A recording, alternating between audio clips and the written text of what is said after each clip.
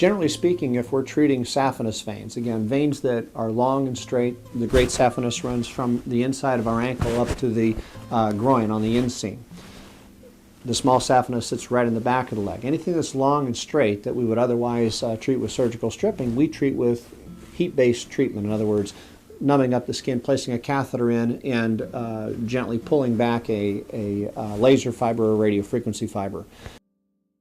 That's the standard of care, okay, when it comes to managing saphenous veins right now. And we've got two different devices with different catheters allowing me some flexibility when it comes to different anatomic patterns to deliver great outcomes. Why would I use radiofrequency versus laser? Outcomes are the same. It just comes down to the anatomic patterns, and it gives me flexibility to do that. We treat with phlebectomy. In other words, making small incisions, microphlebectomy if you will, making small incisions through using small little hooks under local anesthesia to remove ropey vessels, or at least unsightly vessels close to the surface of the skin.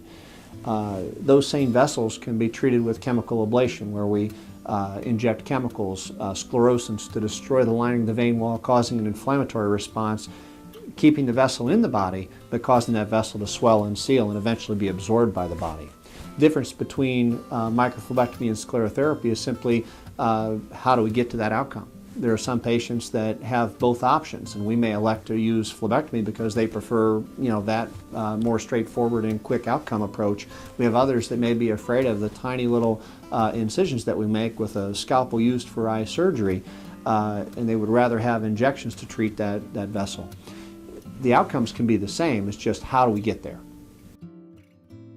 And when it comes to small veins, whether it's the lateral thigh complex that many women have, or whether it's other unsightly veins, chemical ablation using either polydocanol or sotradecol, we're fortunate that we have two different sclerosants to treat this element of disease, and I think the addition of polydocanol in a purified form to our office has really changed how quickly we can deliver results on that cosmetic side. The small vessels that persist after the sclerosing agents are applied, that's where we bring in our pulse light and our laser services. We've got two other devices that can really take care of those smaller vessels that putting a needle in just doesn't seem to make sense, to still clear that vessel and deliver that outcome.